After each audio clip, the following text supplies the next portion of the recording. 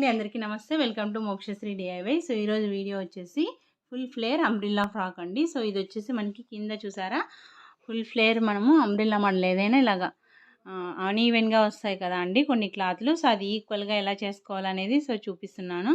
So మనకి ఇలా మ్యానిక్యూన్ ఉన్నా మ్యానిక్యూన్కి వేసుకోండి, లేదా వచ్చేసి ఇలా హ్యాంగర్కి వేసుకొని ఇలా ఎక్కడైనా హ్యాంగ్ చేసుకోండి. హ్యాంగ్ చేసుకున్న తర్వాత ఇలాగ మనము ఈక్వల్గా ఎంత లెంత్ పైనుంచి లెంత్ ఎంత ఉందో చూసుకోవాలి. సో టేప్ ఇలా పెట్టేసి అంతా ఈక్వల్గా కట్ చేసుకోవాలి, అంతే సింపుల్ అండి. సో ఇది వచ్చేసి షార్ట్ వీడియో తీయాలని ఎక్స్ప్లెయిన్ చేస్తున్నాను.